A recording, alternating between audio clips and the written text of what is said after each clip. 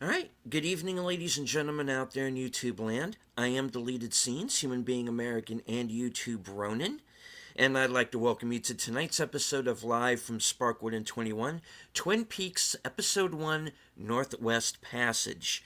Now, this is the pilot film that started it all. It does run a little over an hour and a half, so we're going to go ahead and get to it really quickly. Um, we are aware of the situation that's been going on, the connection issues with Twitter, with YouTube, which is apparently down for some people, and we're going to make the best of it. So as of the moment, we seem to be up and running. So what I'm going to do right now, very quickly, is I am going to bring on my fellow panelists. Last call, Troy Pacelli.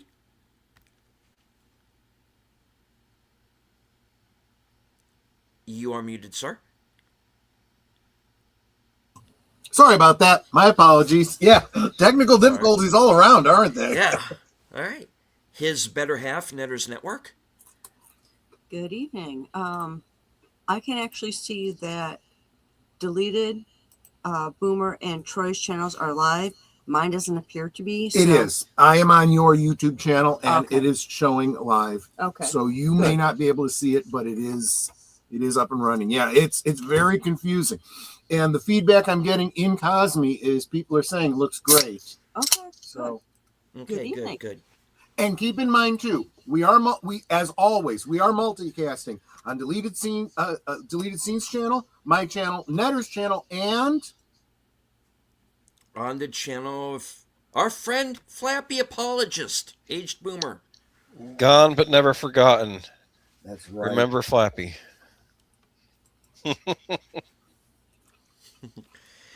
All right. So, since we are a little pressed for time and we're also concerned about the issues that have been going on and we want to get the entire show in for you, we are going to go ahead and get started right away. So please join us over on Cosme. The link should be at the top of all of our chats, and we will see you over there in 5, 4, 3, 2, 1, and go. And one thing I won't skimp out on is the opening, because that's the Flappy scene. Did you know that Flappy, after this show was off the air, he went and auditioned for Highlander the Raven until he found out there wasn't actually a part for a bird on the show? He was not happy about that.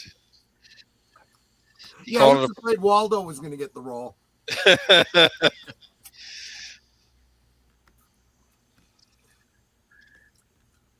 So, as I was getting the stream set up earlier today, talk about, technical problems and whatnot.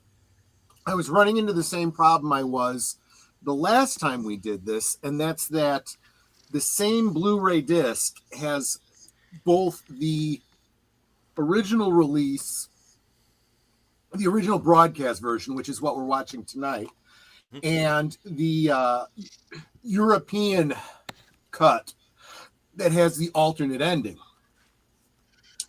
Just a reminder to the audience, the European cut, due to contract reasons, they mandated that it had to have a closed ending so that it could be released as a film in cinema. So that version was out there, and some of those scenes ended up becoming dream sequences in the subsequent episodes. But when I'm trying to move those files over to a thumb drive so I could broadcast them on Cosme, it gets a little wonky, and it takes a long time to copy a file off of a Blu-ray. So I was getting a little bit stressed this evening.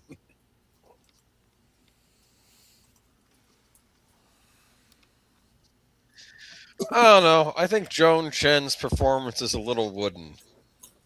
I see. Compared to what happens, I'm just messing around. That's another thing that we should point out.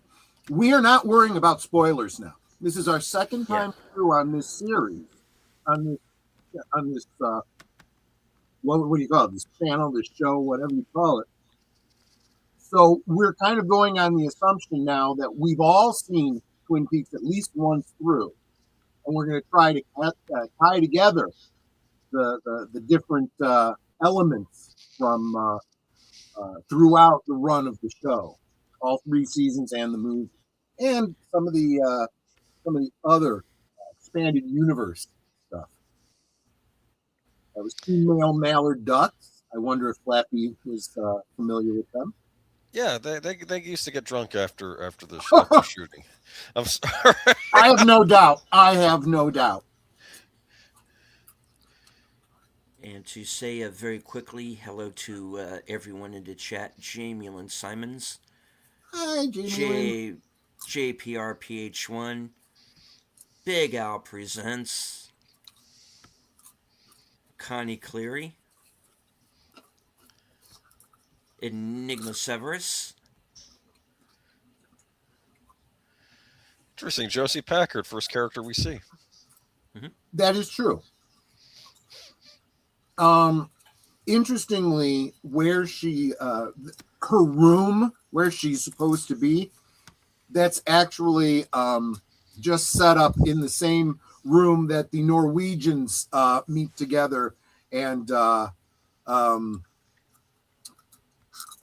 Sherilyn Fenn has her little talk about how she her friend just died. I also want to say very quickly hello to Andrea Black, friend of all of our channels, is currently joining us on Cosme. Hello.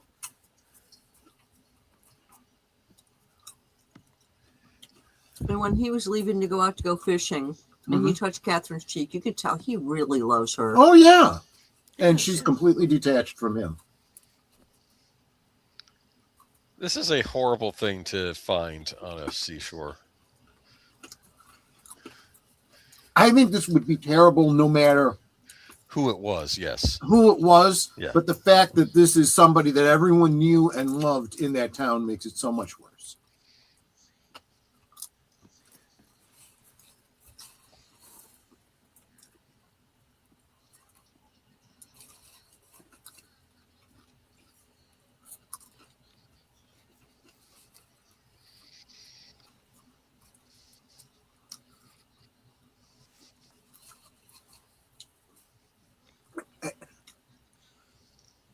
And he's looking, going, there aren't that many phones in there.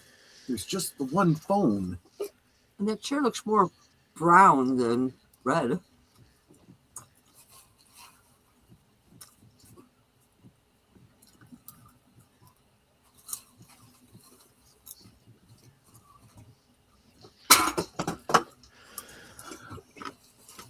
Now, what's interesting is she's dead, wrapped in plastic, and he doesn't ask who, he asks where.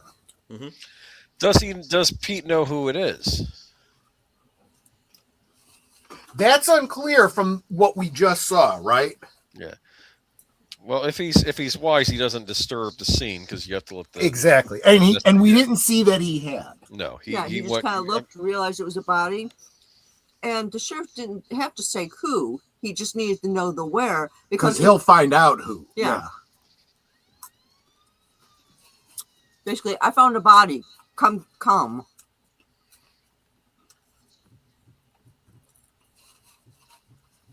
Everybody's dead, Dave. And gee, the body washed up right where I was last night. Yeah.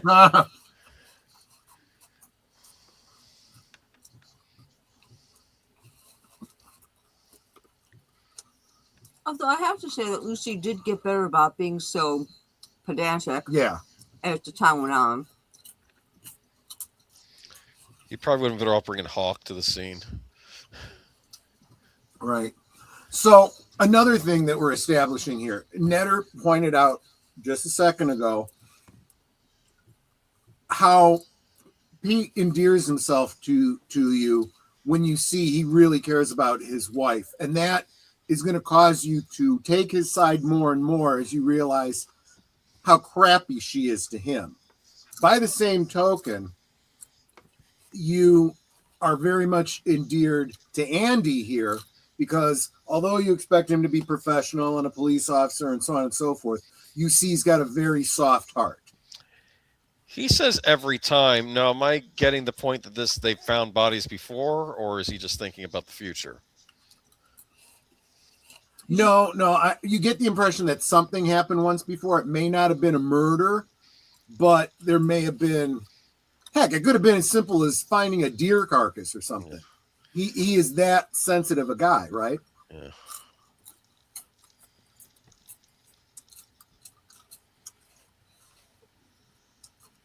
Okay, so I felt that was the first realization of who it was. Nobody knew who it was.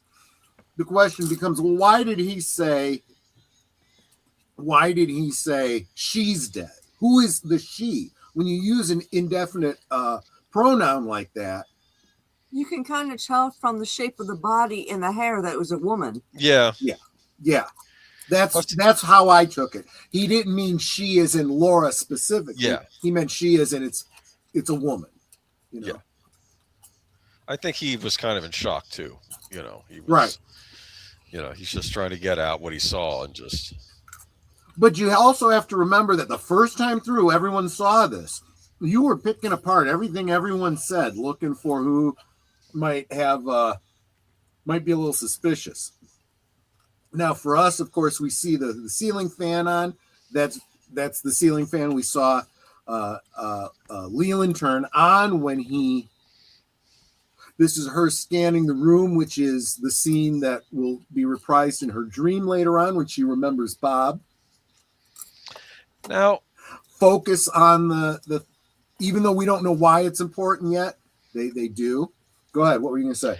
Do things now look different post Fire Walk with Me? The look of this town and everything. That's, I guess, what I'm trying to point out. Like, is there a post Twin Peaks, post Laura Palmer death Twin Peaks versus a prior? Does it look different? That's what I'm curious. Yeah, I mean, Laura's house looks completely different. In fact, it is a completely different house. Oh, well, there you go. That's what started me off. But I know that's not what you mean. Well, that's what I was wondering. I do think that, I mean, figuratively speaking, I do feel like there's a tonal shift in the town after Laura dies. And it gets worse and worse. And we see that going into season 3, how this worse and worse has moved out from Twin Peaks and seems to be engulfing the whole world. Or at least the country.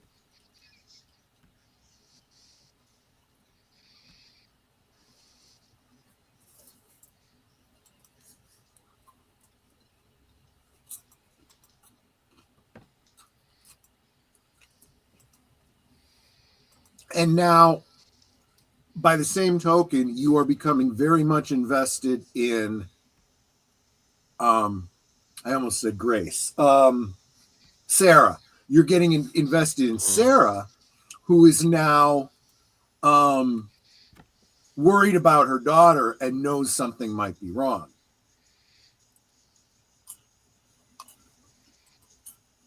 All right, first things first. Wow.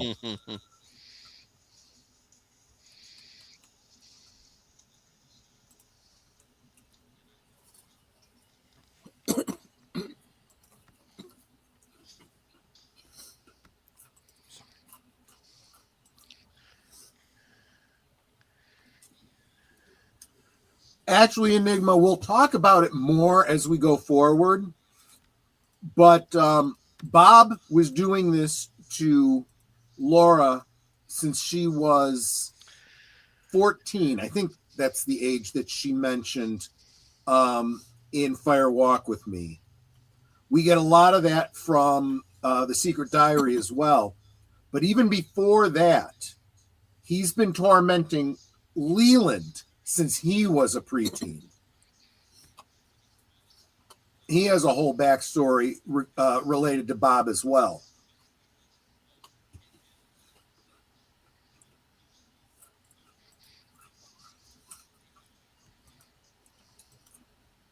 I'm going to share this again.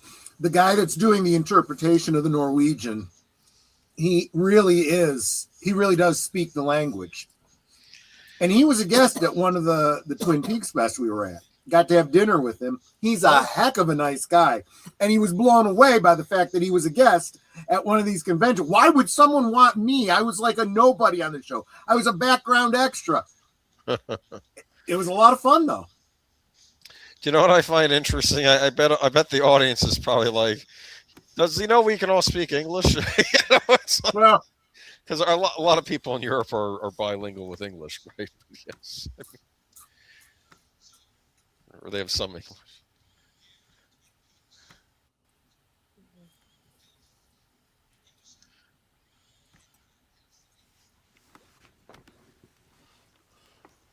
so that room they were just in, if you're facing the lecture directly to the left where he went out, that wall was where they set up Joan Chen with her dressing mirror.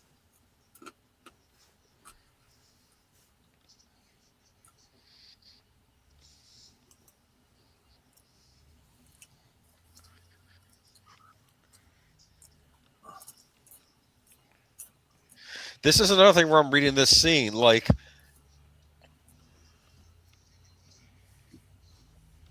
does he know or does he not know what's happened to Laura? Hold on to that for a second. I'll comment on that after we get Grace's reaction here. Take this whole scene in.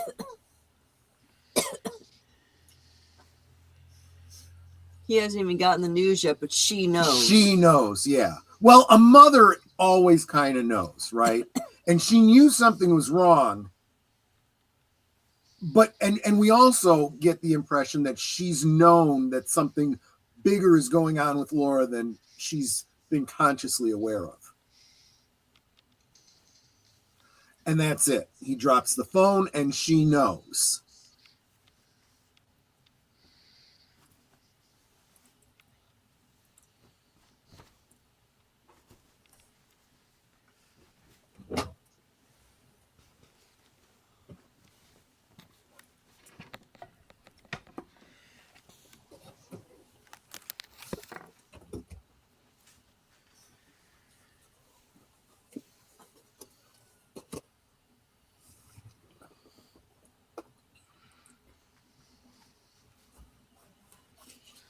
And I told Grace Zabruski when I met her, I said, literally, this scene was what hooked me. You know, to the point that I would, 10, 15, 20 years later, be still rewatching the show, going to, meet and greets and stuff like that.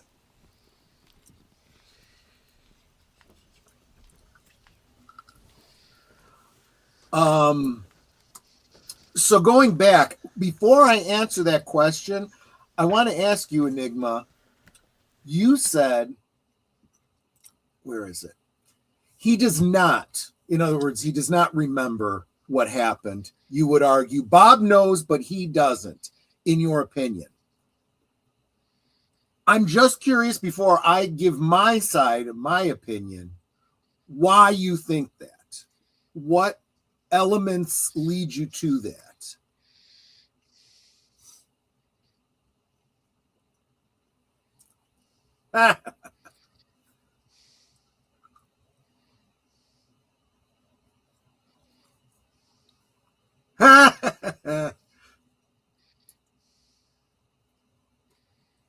She knows what's going on. Of course she does.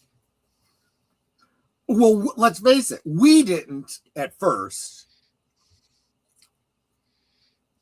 Okay, you can tell from the look on her face she knows what's going on. Yeah.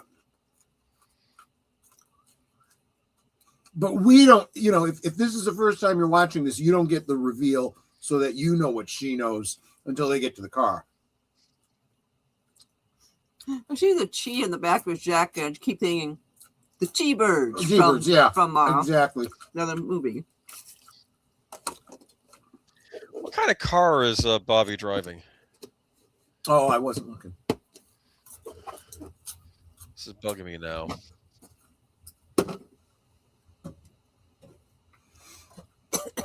Now we know that she knows. And I think that Shelley knows that she knows, based on some stuff from Fire Walk with Me. I think she was just messing around with Bobby there. And they know something big has to be happening because it's a small town. Nothing ever happens. I believe it's a Plymouth Barracuda. He only drove it in the pilot.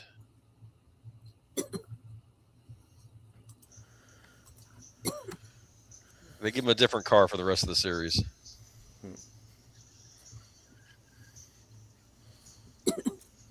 Stage rocket. Pocket rocket. A pocket rocket.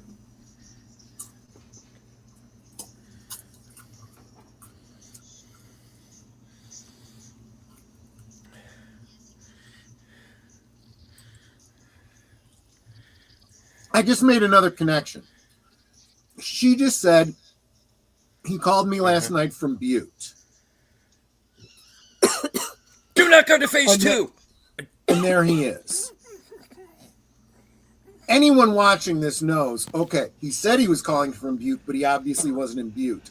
Later on, you're going to see Lucy have a difficult time understanding when someone is on the other end of a phone or an intercom or whatever, not understanding how she can hear them talking from the other room, and then suddenly they're right there in front of her, and it freaks her out. Was that a cell phone?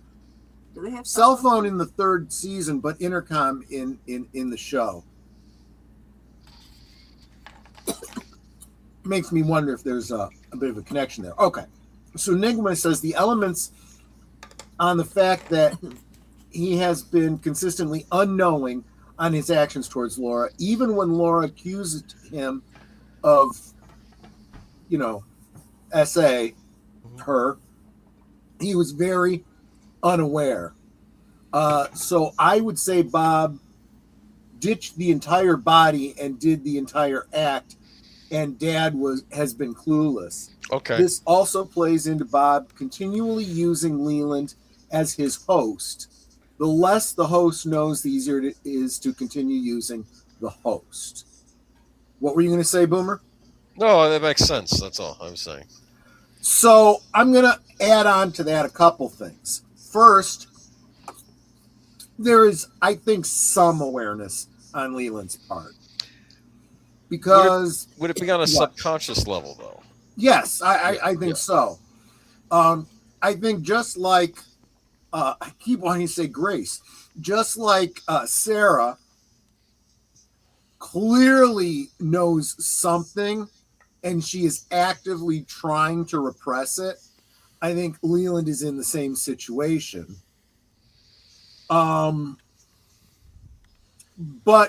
he does have moments of clarity, because we saw during the murder scene in Fire Walk with Me, he says, no, please don't make me do this.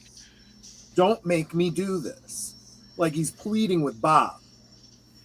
But I think the trauma of that makes it even more likely that he is repressing that memory.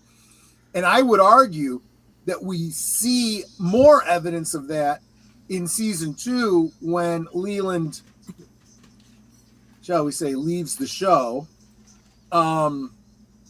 Because it's like all of his memories come flooding into him. Like Bob pulls away the repression and floods him with everything that happened. I think you see the same thing happen to Laura, aka Paige. What's her name in the return? Carrie Page. Carrie Page. When Carrie Page and Cooper go to the house, and she hears her mother calling her, and she screams. I argue that she's in the same situation. All the memory of the life she had before come flooding back to her all at once.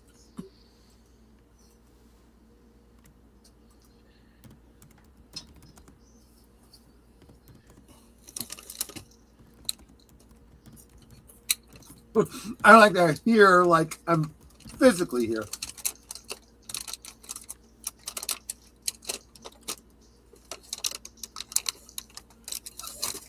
the deputy we never see again. Right.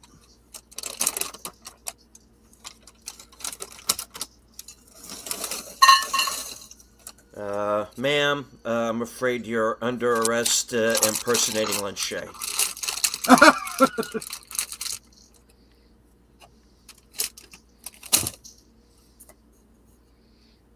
Oh, crap. All right. She knows. He knows. She knows, yeah. Yeah. Da-da. Da-da. Now, Da-da. what's interesting is James, when he shows up at school, he's acting all, is Laura here, normal, but they had that big emotional scene the night before, and part of me wonders, did it mean the same for him as it did for Laura in that scene that we saw in Fire Walk with Me? Exactly. That's exactly right. Plus, remember, he last saw her at Sparkwood in 21 when she got off the bike. Yes. So he doesn't really know what happened. He would argue against that. We have these circumstances in real life as well when we dream or reimagine instances towards a person in our lives, and we can't quite put our finger on why we would hold a grudge or why we are not feeling comfortable around specific people. People indicate a lot of nonverbal cues that the body does not forget. Yeah, I can definitely see that. Yeah, I agree with you. Enigma, is it that you are not able to access any YouTube right now? Oh well, if that's the case, you can't even hear me.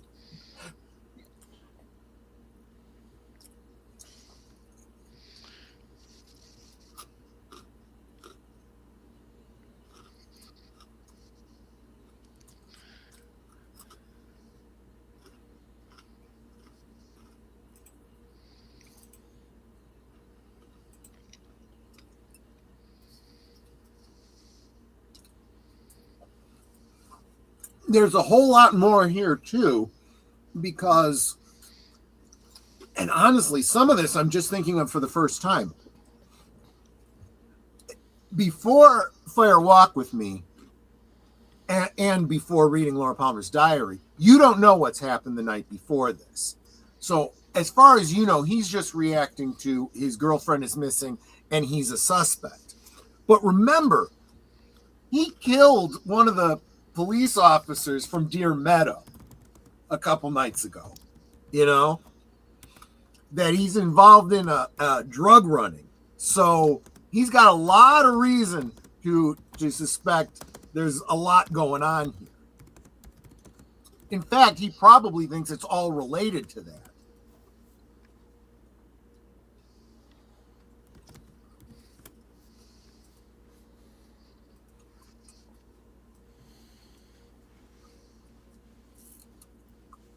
Troy Evans. Oh. Well, I was hoping we'd be in more of this, but sadly Enigma no. says, I hear you, and I'm on your channels. YouTube homepage is having issues, and Sashi is, in his country, is having the same thing. It's some weird issues. Yeah, I noticed that too. I can't get to the main homepage, but I can get to, all of my videos. I can get to videos from my notifications and stuff like that. Yeah, I'm not seeing the homepage right now either. No.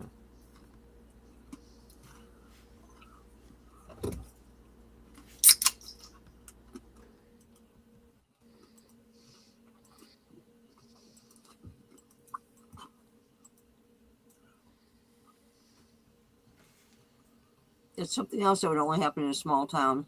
Yeah.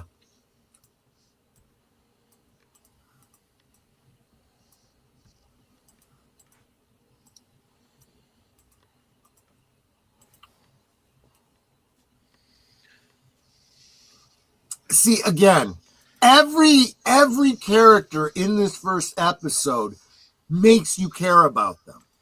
Mhm. Once you're hooked, that's why I love this show so much. You still don't even know who these characters are and how they're related to each other, and you are so hooked.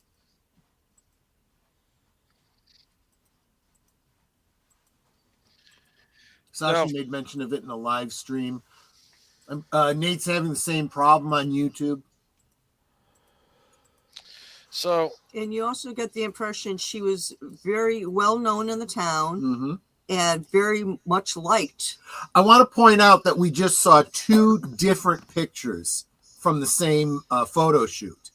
The one that's in the case and the one that's on the table there are two different shots.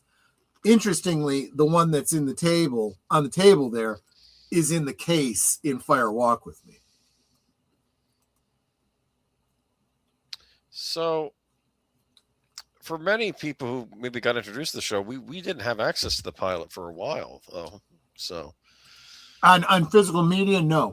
yeah. It was originally released here in the United States on VHS, as the international movie. Right. And then when the first season was released on VHS, it did not include the pilot at all. So the best you could do was watch the international version, and you had to be aware of the fact that you had to pretty much stop at a very specific point to know what the story really was, and not get confused by the extra footage.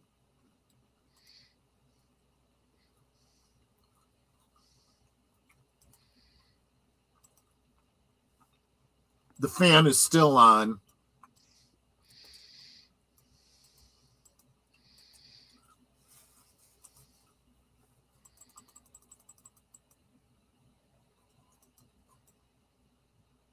I like that picture. It's behind her head. Yeah. I always speculated that was one of her headshots for... No, it can't, because it's got a background on it. It could still be a headshot for something. Maybe.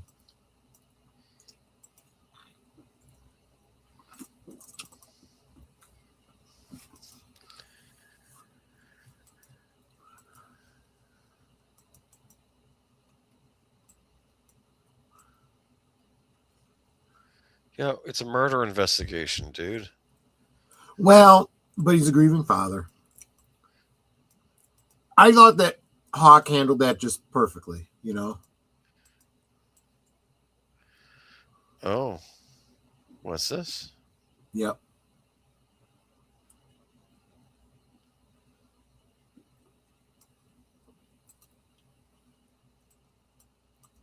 I do feel like the sheriff and the deputies are very respectful.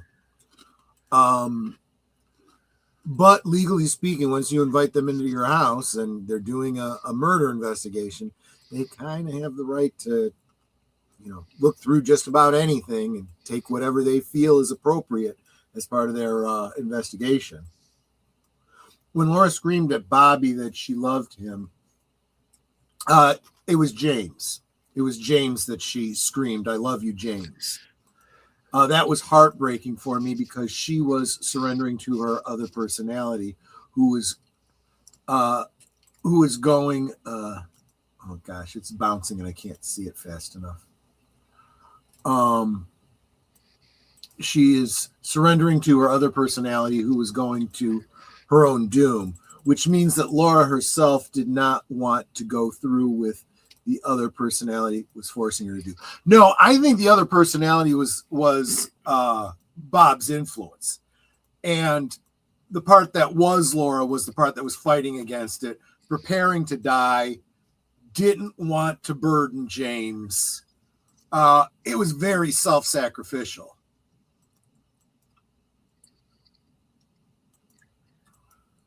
There are those 2x4s. 2x4, 4x8. Didn't you say that scene was like just an ad lib in there? No, the scene where he has that argument with the person about 2x4s was. I don't know to what degree it was ad libbed. It wasn't in the script, so it was made up, like kind of on the spot.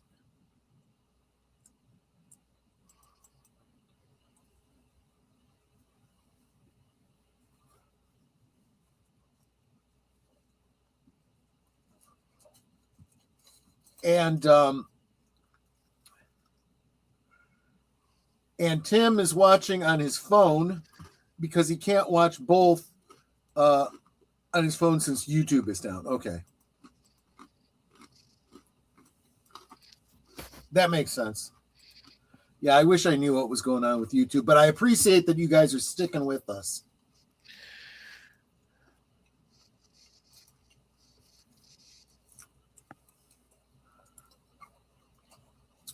Oh, and Connie said she talked to Dino about it.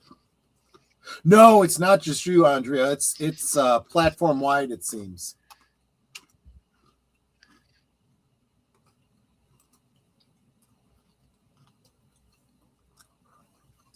Ooh.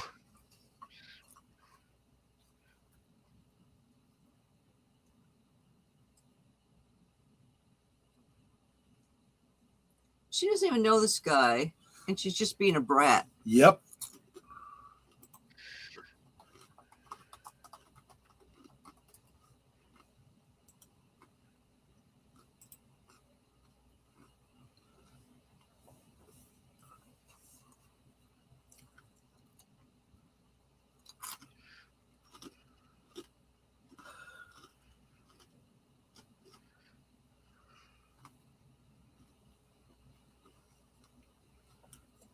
And here's the thing that also stands out to me. She's really a newcomer to the town, yet even she knows Laura Palmer is affected by her.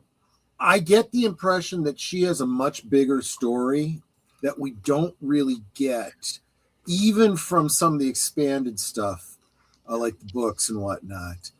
I think she has a very parallel story to Laura.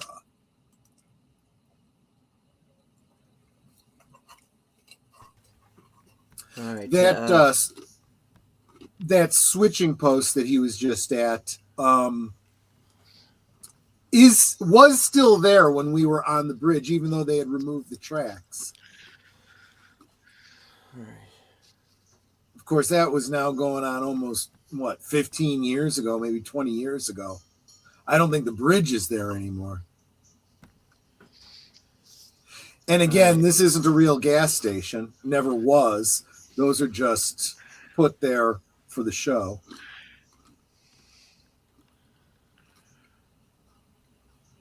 Okay, can everybody hear me okay? I can hear you. I can hear you fine, yeah. All right, I had an issue on my end. I'm back up now. Okay.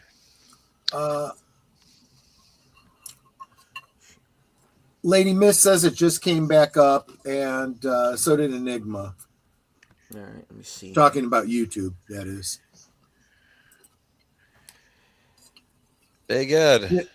Tim mentioned Cool. it too. Okay. Uh-oh.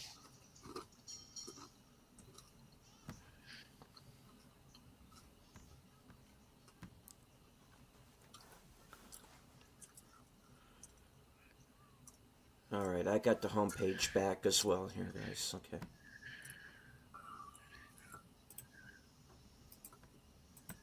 Good. Okay. Whoa. Some exhaust coming off that thing.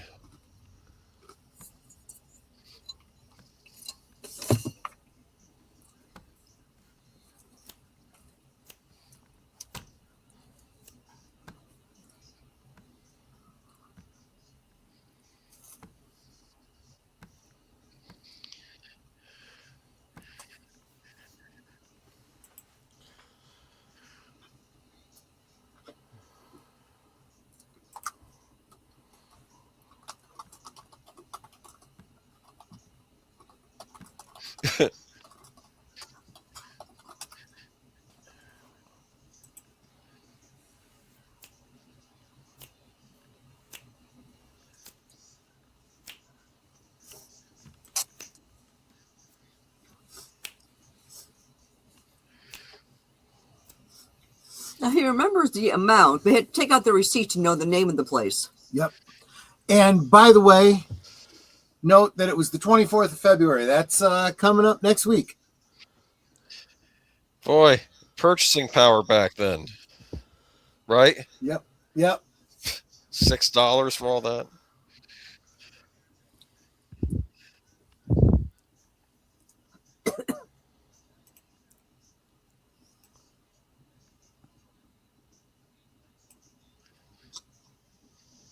Let me tell you something. Agent Cooper wanted to go back into the Black Lodge when he discovered the price of coffee now. He went to Starbucks and said, no, this is worse. Enigma says, deleted when Sashi said we still had 10 months for Hollywood to fail us. I was wanting to make the joke, this is the worst movie ever. And Homer Simpson shows up, nuh-uh, the worst movie ever so far. Yeah. Oh, my goodness. Yeah, well.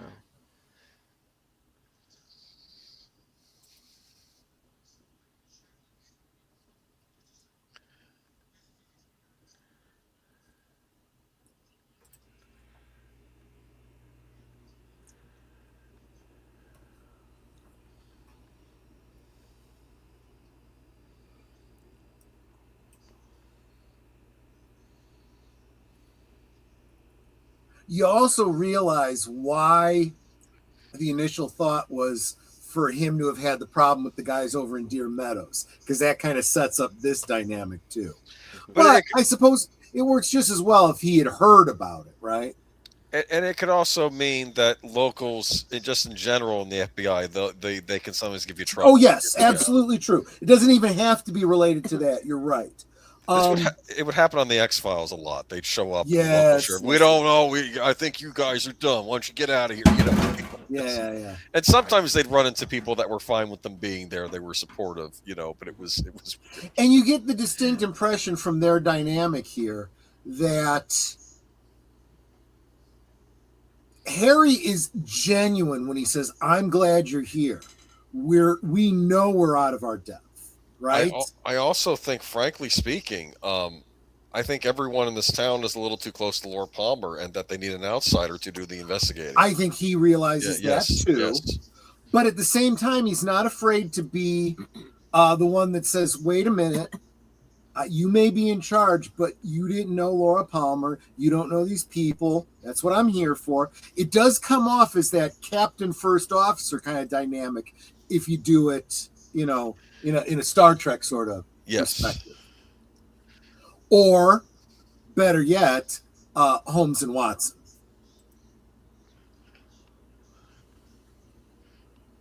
You see it very clearly that Harry has no problem falling into the Dr. Watson role. Here's a question I hadn't really considered before. They have the FBI in because now it goes over state lines. Yes. So does that mean that the bridge that Ronette, is that who that is? Mm-hmm. Came over means the other side of that is now Canada? And so when she crosses back over, she's in the U.S.? Yeah, maybe. Wait a minute. Let me take a look at something. I mean, as far as the logistics for the show is concerned. Right. See, because it's the northeast corner of the state, I was never, yes, it does go into Canada, because we know that, they're up at least near where One-Eyed Jacks is. But I always assumed that when he said cross state lines, he meant Montana, because Montana, Washington, and Canada, there's the T there. Because I know that they were dealing with stuff in Canada, my mind automatically went to Canada. So either way is across the bridge, another state, because you can do that in a lot of places where it's like, I step over here, I'm in this state, I step over here. It's not only that, though. Well, they went back and forth to Canada all the time. We know that. There's another element that Harry wouldn't know yet.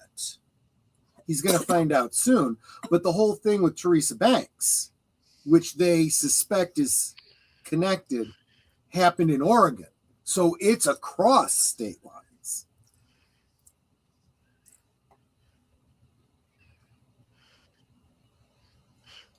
What does he have in his ear? A cork.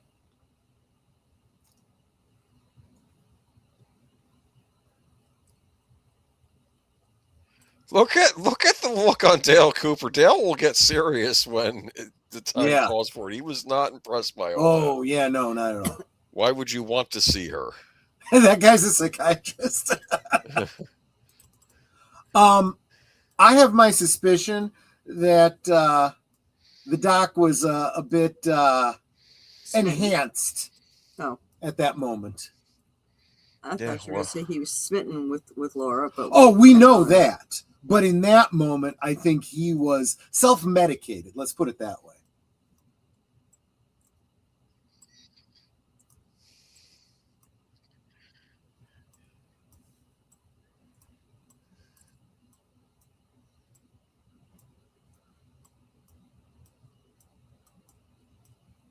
Don't watch.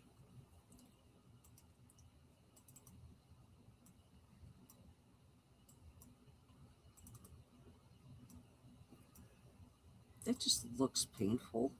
I mean, I realize it's not a real hand, but... It is a real hand. He's not really sliding it under. He slides his hands up the tweezers.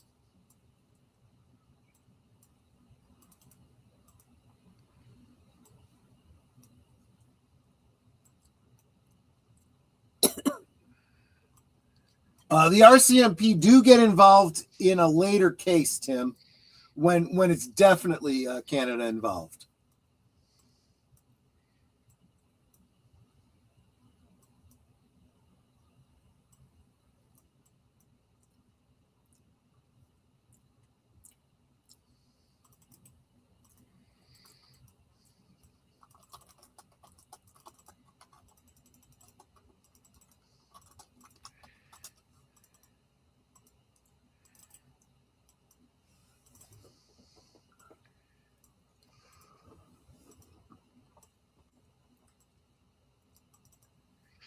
That's an old school gas station. Yippers. So when he said don't go to Sam, do you think he meant Sam Stanley? I know he says Sam, and I think Sam Wainwright. Yeehaw.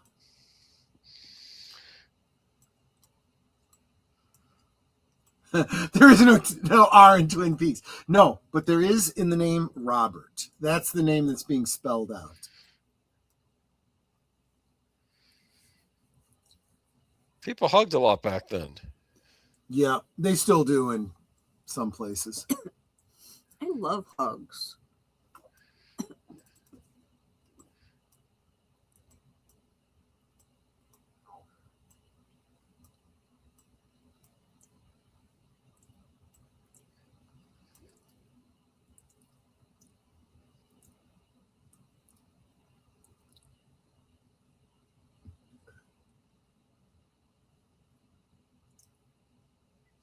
Is she supposed to be dating one of either? She's dating him. Yeah. Not for long. He's a jerk.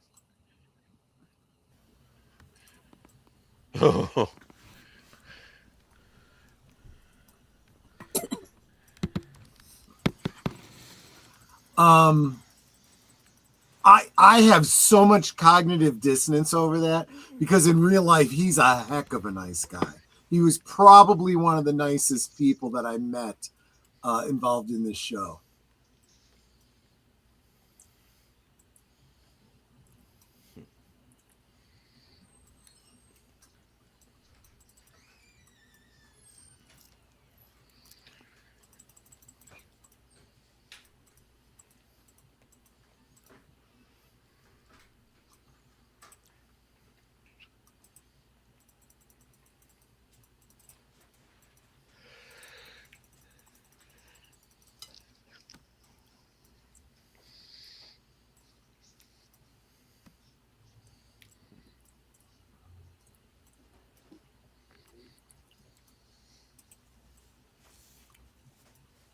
Well, Tim, the Canadians do get involved eventually. Yep.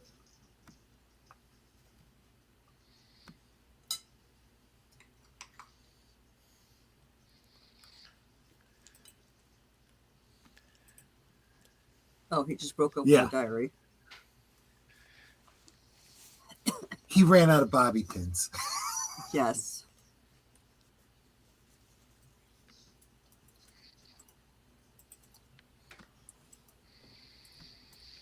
Best vegetable.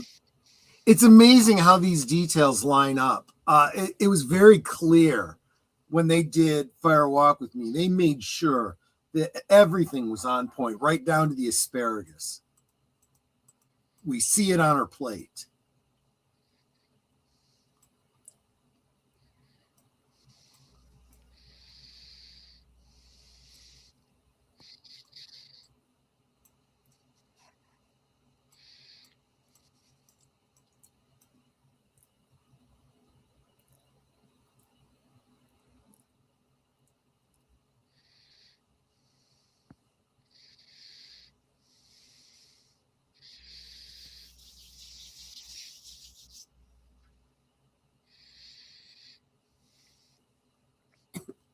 You ever been surprised before?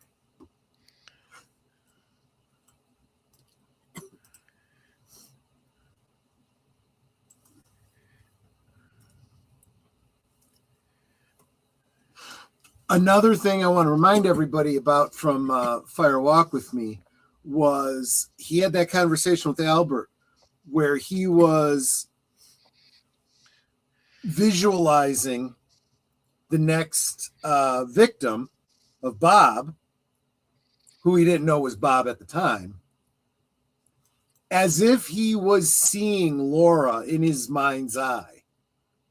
So it's like he knows more about Laura than you would expect him to.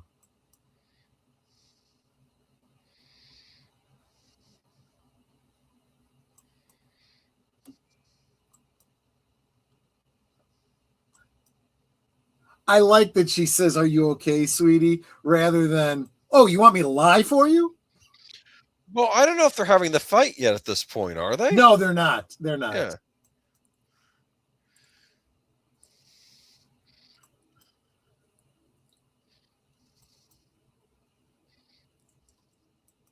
Oh, man.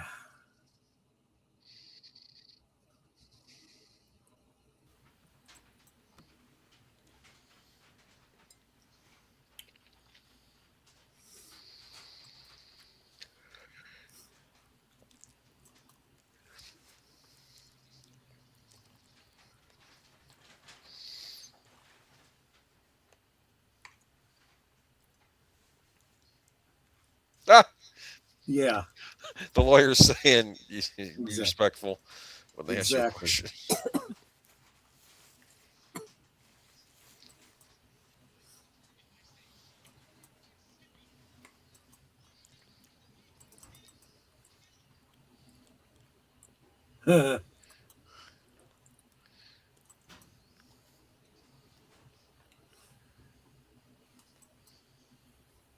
and you answer. Yeah.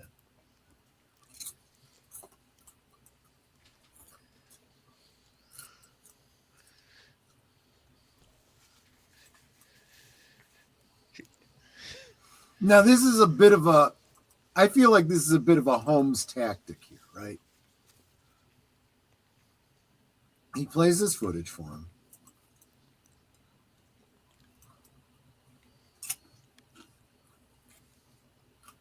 He watches his reaction.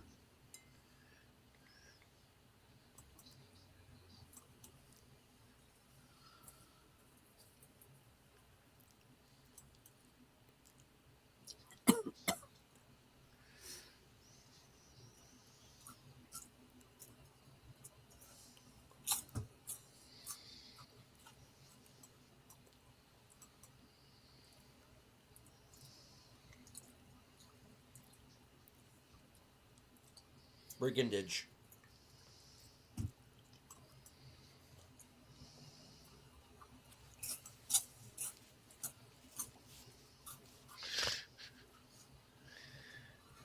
First, we need to know about the skipping and the hopscotching. Yes.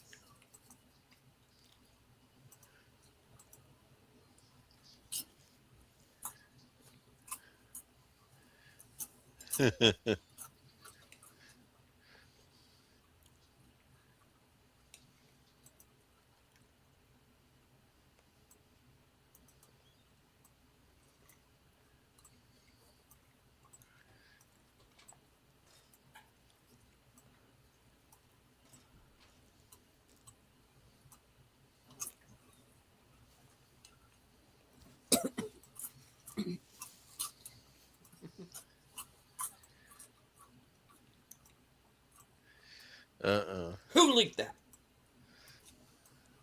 Let him go and then follow him. Makes sense, actually, don't you think? Mm-hmm. Yep. Boy, she must not It's be. very clear what he's doing. He's already got all the information he wants from Bobby. Now he's giving him some information so that he can use Bobby.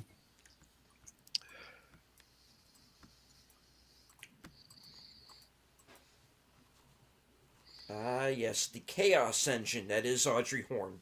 Yes.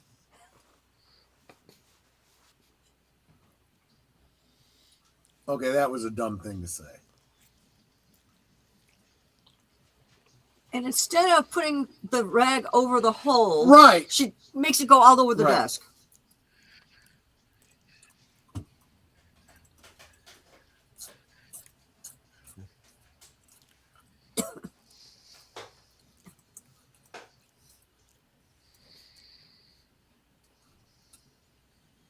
See that cabinet right there? That's where she was sitting, and the mirror was put in behind where that the candles are right now.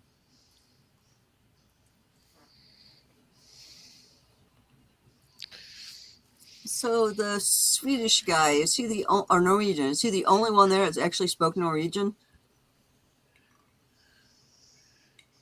No, because the interpreter is now sitting in the front row. So the one who's currently speaking now was coached by him.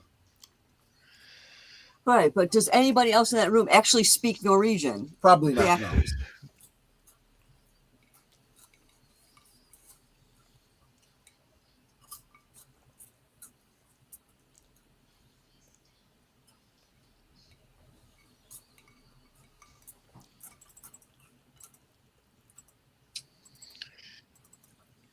Now tell me she doesn't remind you of so many people that you see posting on social media these days. Yep. Someone else had a tragedy, but It's look all- at me, how it affects me, you know? It's all about you.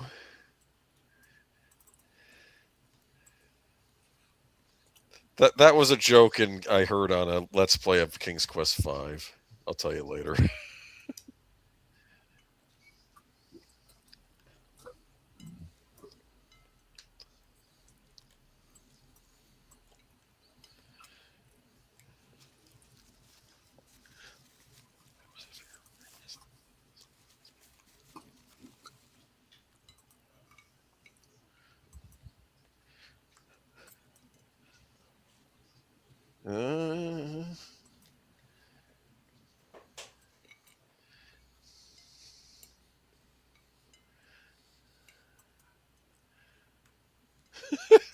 Yeah. You know she hears more than she lets on. Oh, yes, she does. Yeah, because there's another scene where people are talking and she's typing as they're talking. Uh-huh.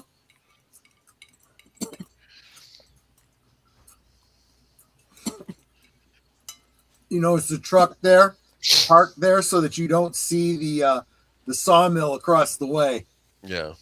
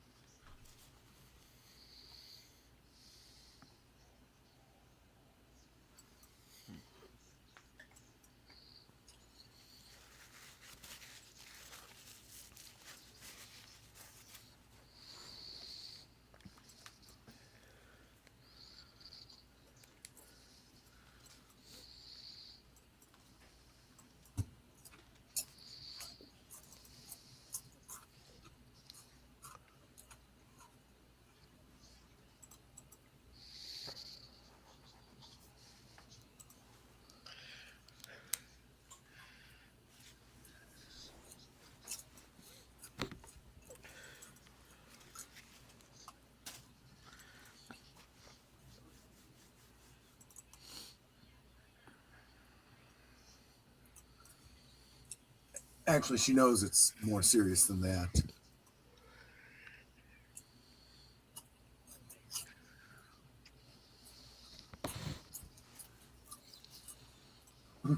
The sympathetic piano is playing. Please tell us. Yeah, Laura Palmer's theme.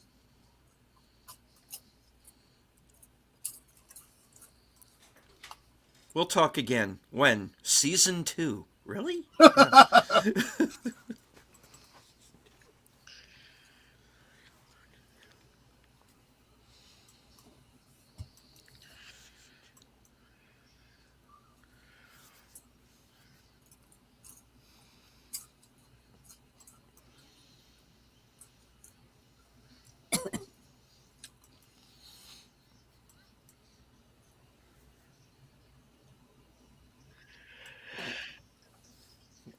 Go on.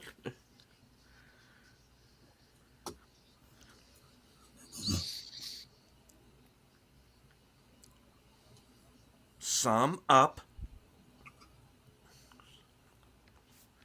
That took the wind out of her sails.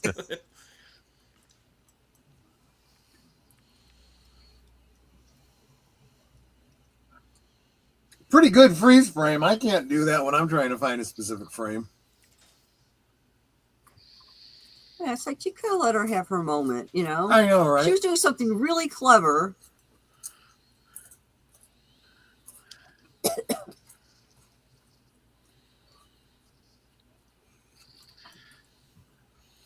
From a real world perspective, this specific scene probably bothers me the most because that beautiful, natural looking outlook has been completely paved over.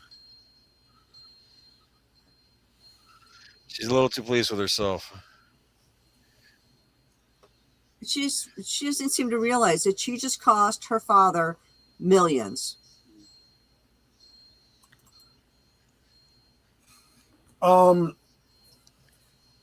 It's a lot deeper than that. She's looking for attention. She's looking for, whatever. She's also very jealous of all the attention that her father gave to Laura. Remember, we just established in Fire Walk with Me, he had a picture of Laura on his desk, but neither of his kids nor his wife. It's a gruesome scene. Mm-hmm.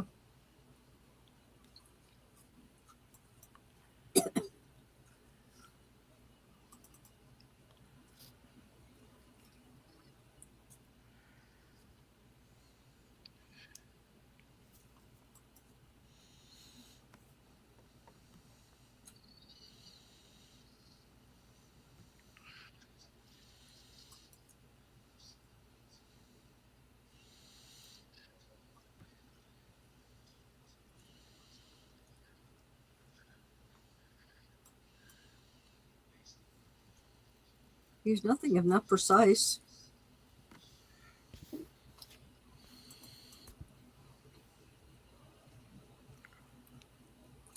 So it's not unlike the little mound that Chet Desmond found the ring on at the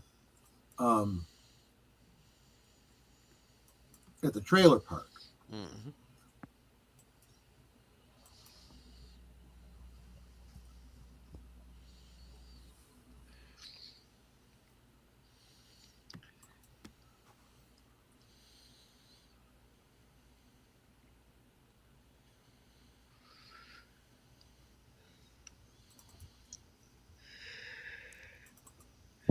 Yeah, Nate, she is a brat, but that's what gives her a great opportunity to have, a good development arc. Also, she has a brother with special needs, which also means she doesn't get like any attention.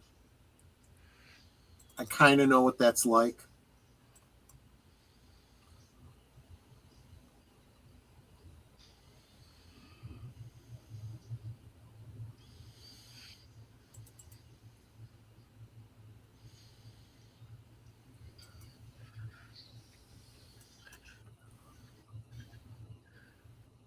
plays Mrs. Horn? Hold on.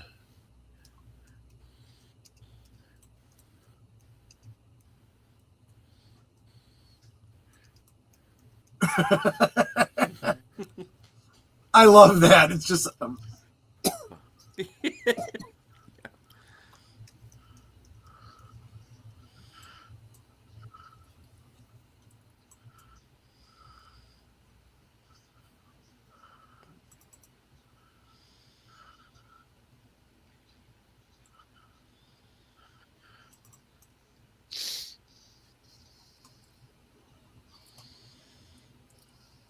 you get the impression that he's a very patient man. He didn't get snarky with her when he really could have.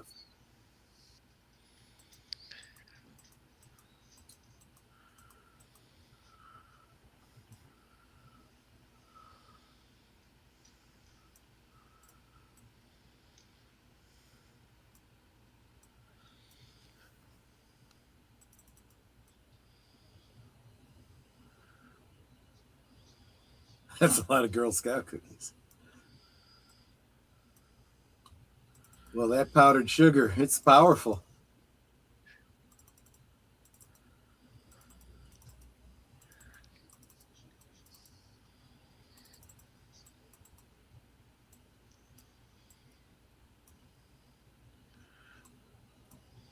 And there's a J.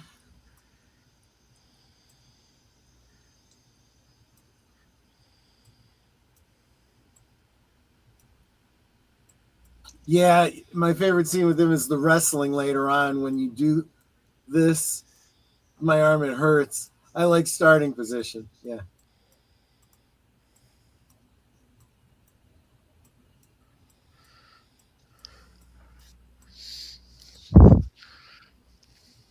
Turn it off because I know what happened and don't want to hear about it.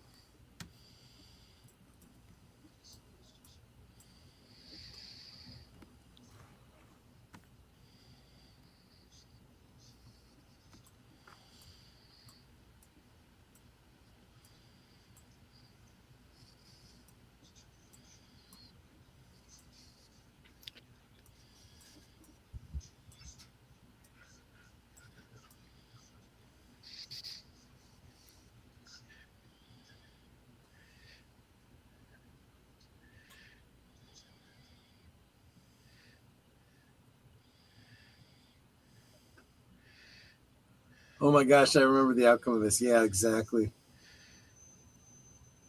Gas farm, really? Yeah. Okay, why doesn't she leave him? Because she's afraid of him. She's literally in an abusive relationship. Yes, I know. That's why she should leave. Sweetheart, people say that all the time to women that can't escape.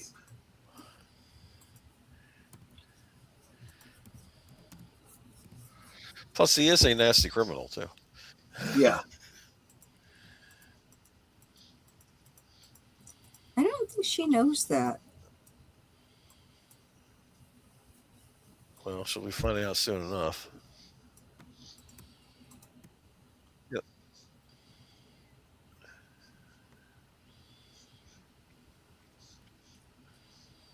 What?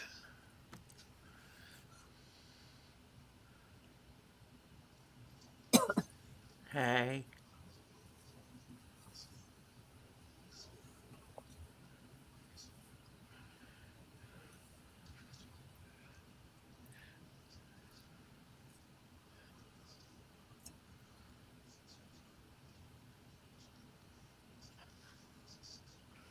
I agree with you, Nate, but I've seen this too many, not Twin Peaks. I've seen situations of women in abusive relationships. Everyone always says that to them, and they always find themselves unable to. And even when they do manage to leave the abusive relationship, they oftentimes end up in another one.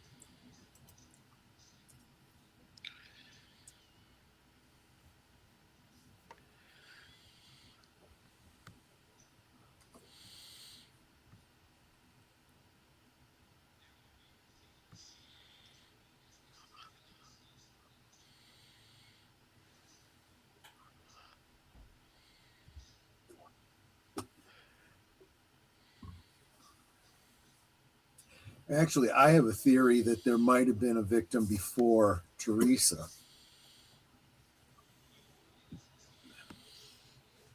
At least one. Shouldn't there be an age limit to the mayor position?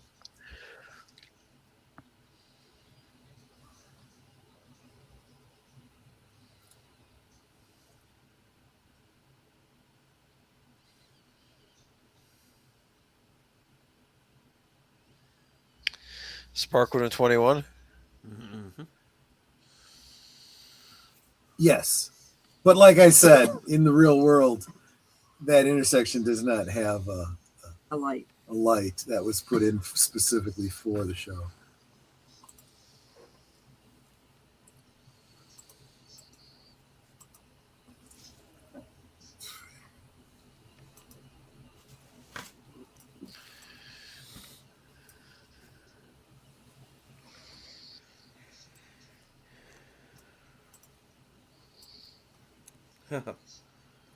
Wait, Doc, it gets much, much worse.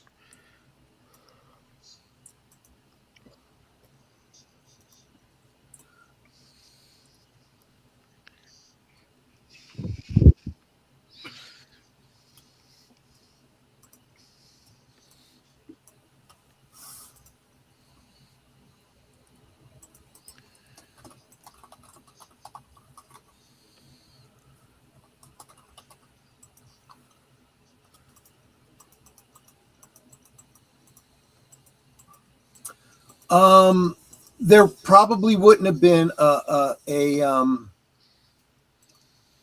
host before Leland for Bob. Bob probably entered the world on July 16th of 1945 at 5:30 a.m.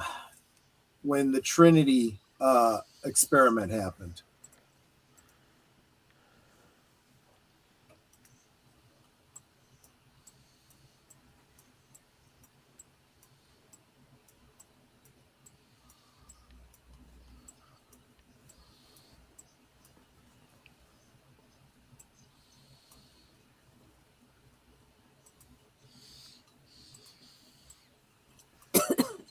One of the two sisters.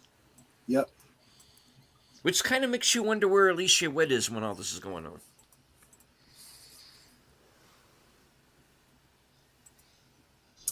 on. She was the youngest of the sisters, right? Yeah. She's probably already asleep.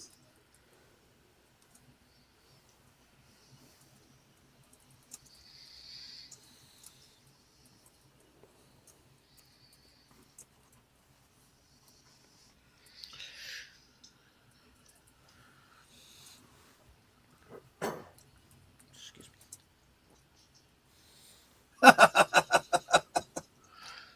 That is a sweet interaction between them.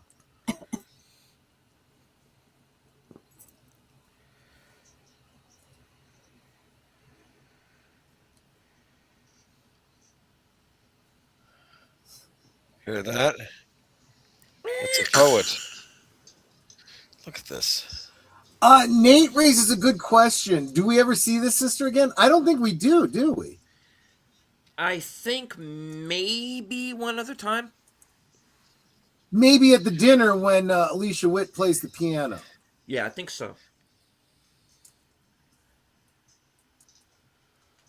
Here comes drunk athlete.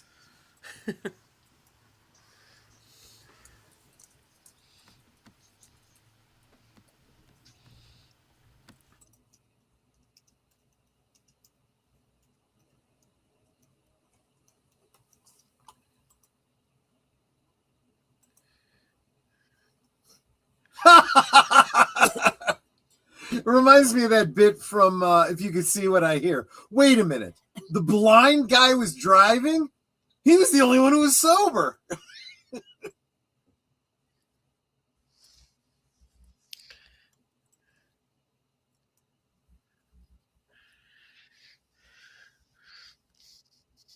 Malcontents, they're miscreants.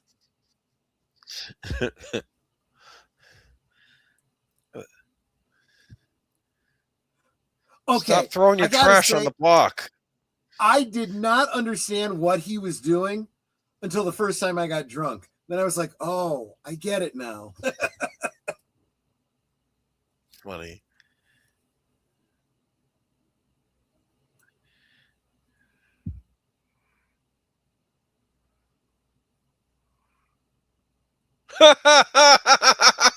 Nice covering for her sister. What is she going to say? She's clearly not in the house.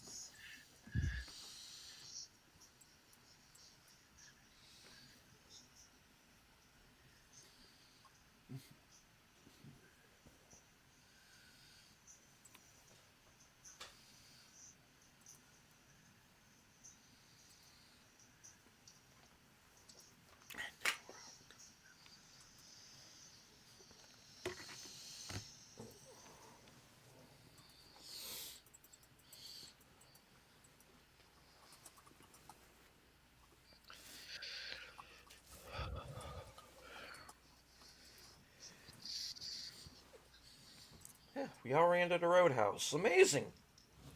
I've got one of those headsets.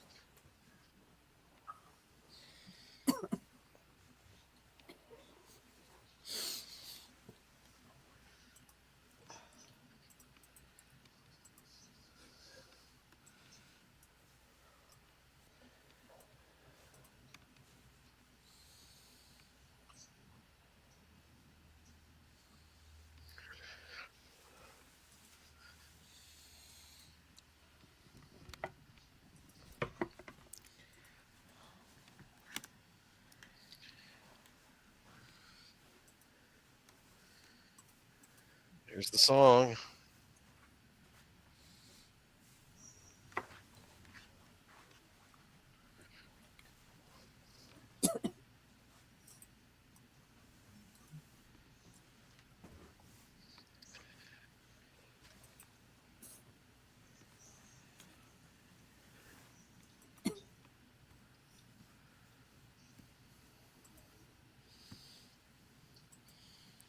RESPACT. Oh, wait.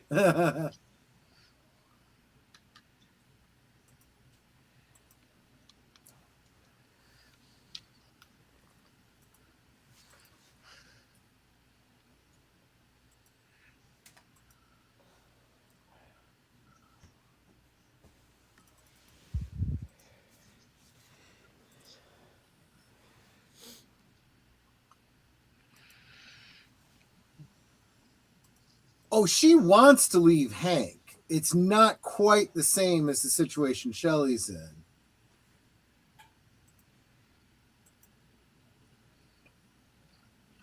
But just like Ed, she feels a certain responsibility to the spouse. Well, he's in jail. And she's, under those circumstances, she's thinking maybe she could divorce him. But then when he gets out, she kind of gets roped into, I have to, give him a job, give him a chance to start a new life. Maybe then I can. And it's always something else. It's always something else. They're always putting other people in front of themselves. It's a different kind of situation. It's like being too unselfish, and maybe sometimes you just gotta say, you know what, no, I gotta do what's right for me at least once.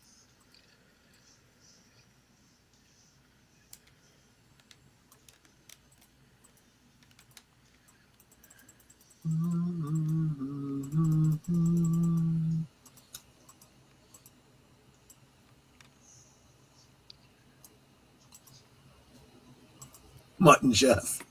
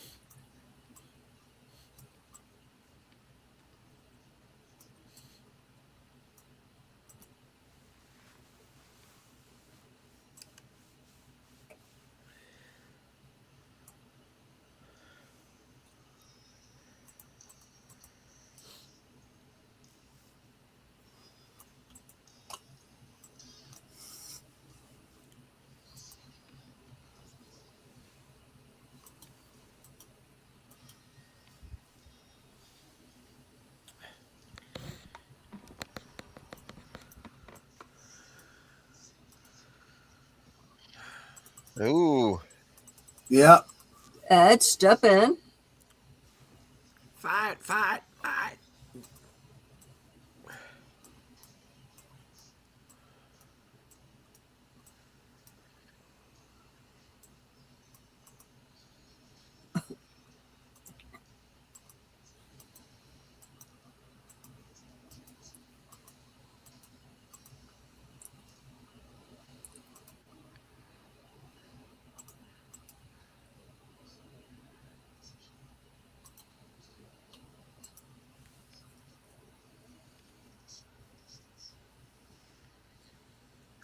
Harry, you're all right.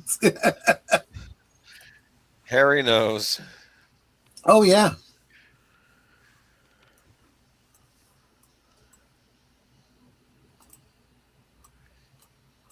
Meanwhile, It's like Rock'em Sock'em Robots, but in real life. Kind of, yeah.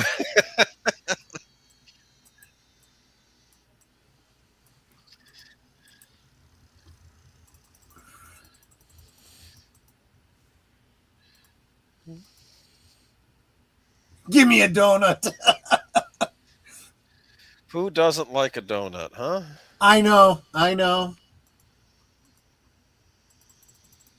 Even a plain cake donut is still good. Yup. Especially with a cup of coffee. Come on. That's one thing I've never tried to make is a donut.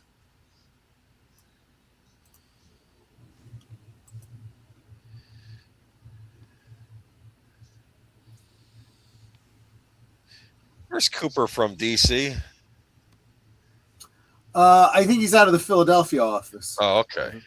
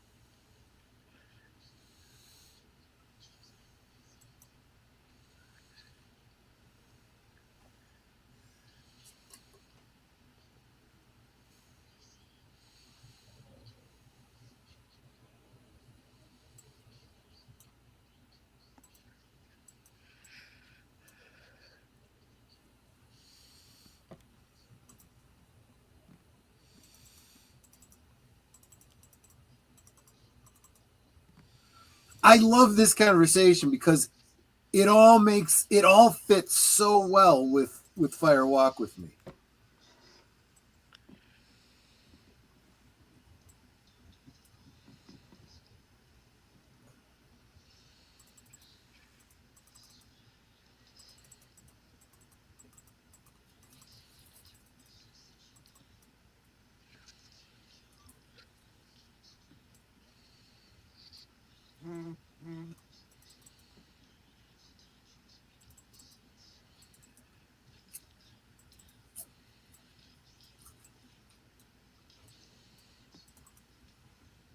They said the thing.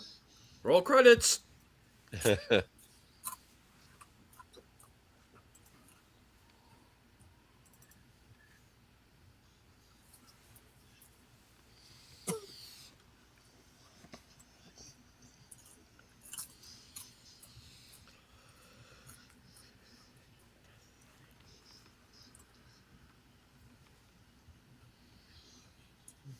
This is the kind of thing I mean. They described the scene here, and then they literally actually showed us that scene in Fire Walk with Me.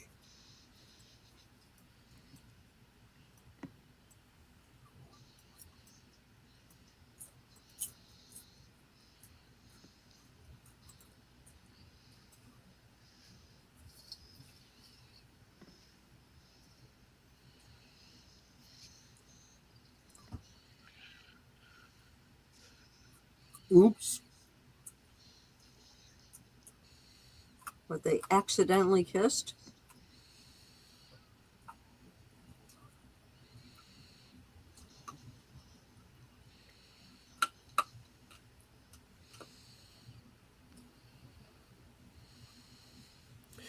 And that, kids, is how I met your mother. Your mother.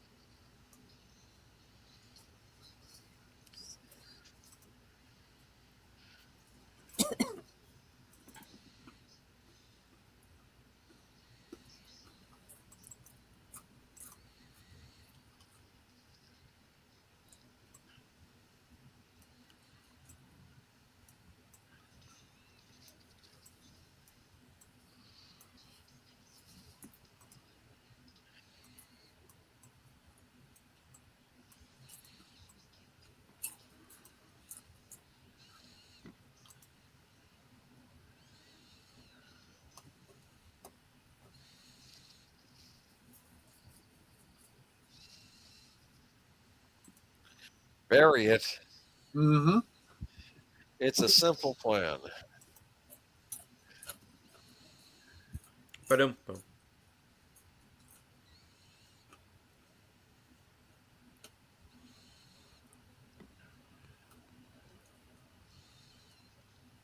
No one buries anything deep in this Right. in this town, do they? It's like, Well, they just buried that locket better than Bobby buried the body.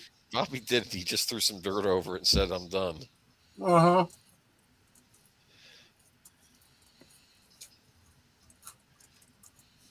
By the way, as far as real world shooting locations go, not, what we saw in the show, that's actually less than throwing distance from where that scene was shot with Bobby shooting the Deer Park guy. You know, I can't get enough of those two in the car like this, right?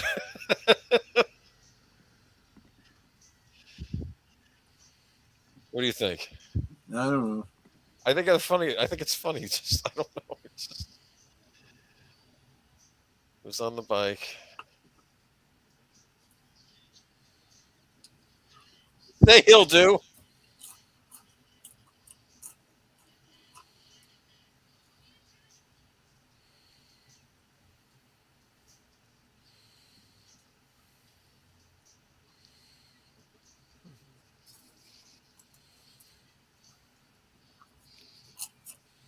It's a funny thing, whenever there's been a murder, no one ever did anything to anybody. I'm sorry.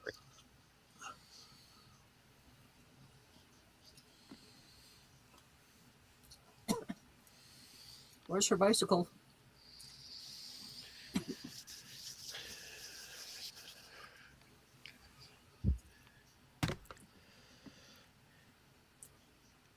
Really? No.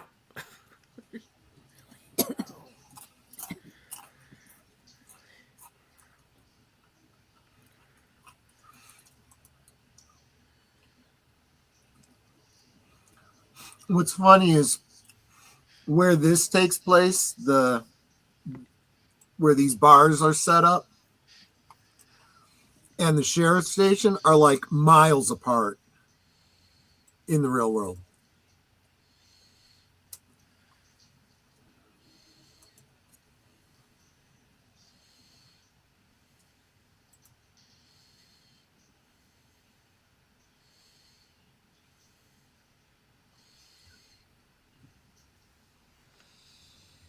Uh-oh. I'd be like, I'm really having a hard time being afraid of somebody who's locked in a cell that can't get at me.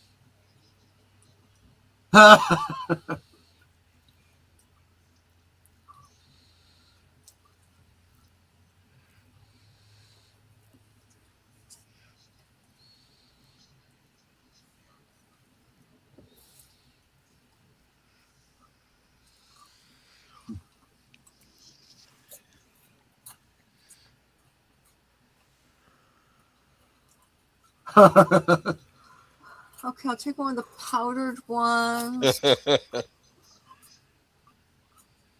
I don't know what those ones are at the far end. Are those beer claws?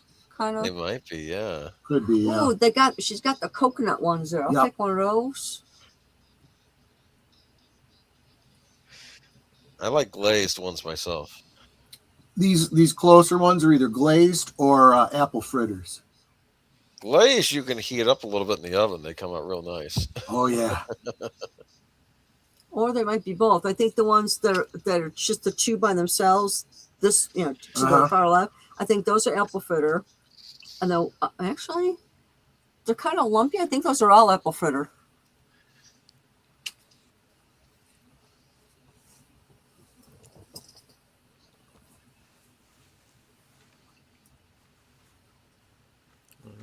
TARDIS, extra ammo, lightsaber.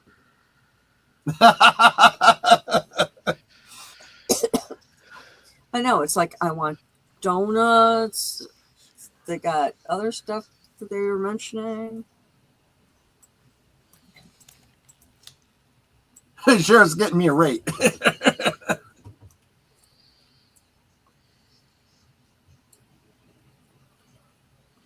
What? Just close that.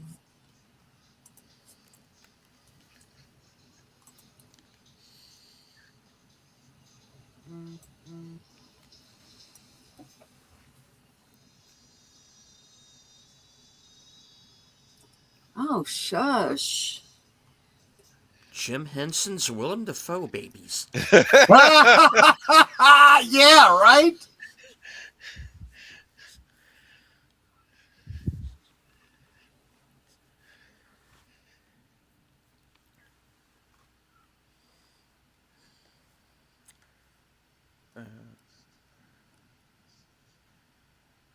I just want to go on the record right now as saying that I think this Judge Dredd prequel is weird. Yes.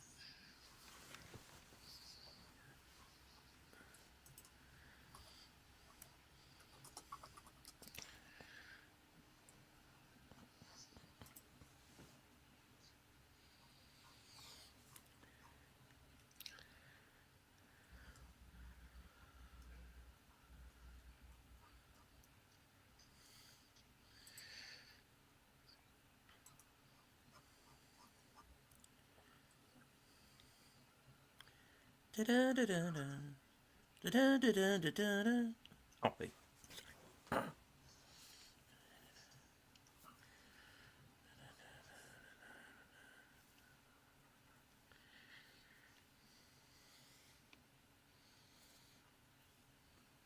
You should be.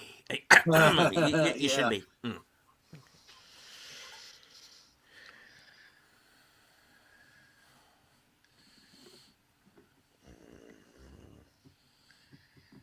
This is a bad house. Yeah. Yeah. Yeah.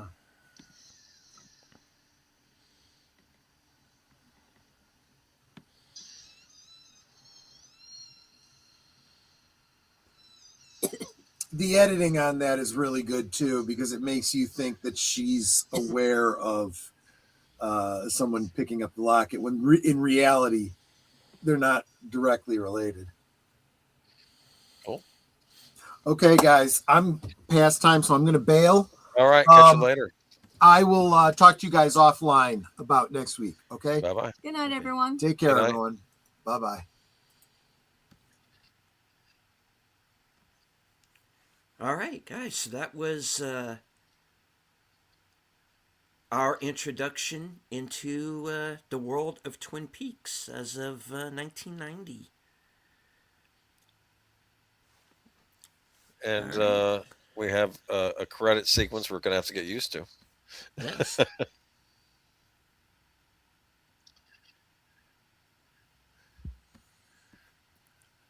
Because even though CBS has the video rights, or at least did at the time, this was actually on ABC. Oh, that's right. It's Yes. weird how that works out, isn't it? Right. Yeah, the networks have definitely changed hands a few times. Like NBC used to have Star Trek, but then it's really owned by Paramount, CBS, right? Mm-hmm. It's like, yeah, cool. All right. So, seeing as you are our walking encyclopedia on Flappy, what did you think of Flappy's performance in tonight's episode? It's very good. You know, he had to do that same stance every time we see him in the intro. That's an original take. David Lynch shot him original takes each time. He didn't just reuse the same one over and over again. That's what people seem to forget about this. So yeah, he's a proud bird. A proud thrush, and I respect him. And we will learn more about Flappy. I might be covering what happened to him after. Man, he got rocky road after the show ended. I have It's to tell quite you, a story. Yeah. yeah, it's really depressing. Actually, no, I'm kidding. We'll get to it. We'll get to it. All right. Well, I would like to thank everyone who joined us, who were able to stay with us through the entire broadcast. Apparently, YouTube is back up and running. I don't know about the Twitter situation, if that's still a thing or what, but yeah, it's been an interesting past couple of days. Um, Yes.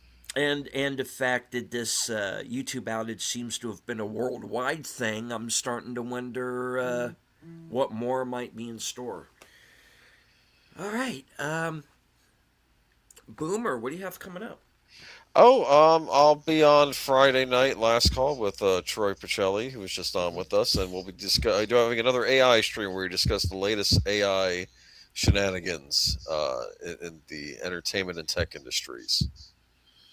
We'll probably be discussing that Brad Pitt, Tom Cruise fight that didn't really happen, but it was still filmed, I guess, or made up filmed. Yes. Yep. All right. As for myself, right after Troy and Netter have completed their Sherlock Holmes broadcast, I'm going to do a quick unboxing. Have a pretty good idea what it might be, and let's put it this way: by the end of the night, I might have 5 copies of something. Oh wow. Long Okay. story. All right. Okay, so there'll be that Thursday at 4:30 p.m. Eastern.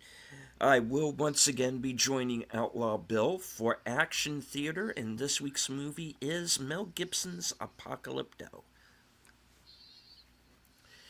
And later on that night, right after, of course, Netter has Thursday Things at 10 p.m.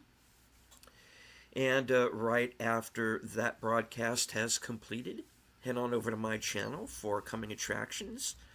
Well, I'll be letting everybody know what I'll be up to for next week, up to and including my appearance on Western Cinema Presents, again, also hosted by Outlaw Bill. Cool. And this week's movie from 1966, Arizona Cult, Oh, which is a kind of a cult classic spaghetti western. is it a cult classic? No, it's a cult classic. Okay, I'm just saying. Okay.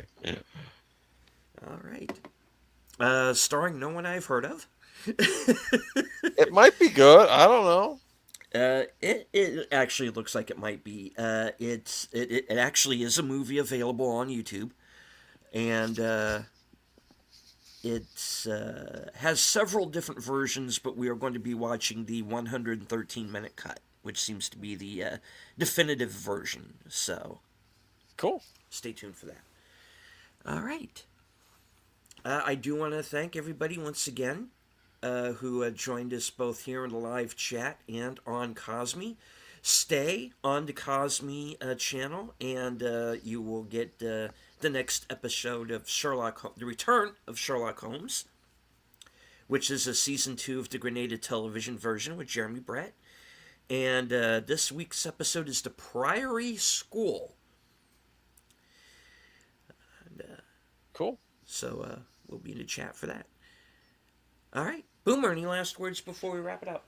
Nothing. I'm looking forward to rewatching this again, and we will, we will include spoilers. Like I said, this is more like a deep dive this time around. So I'm looking forward to seeing what we uncover.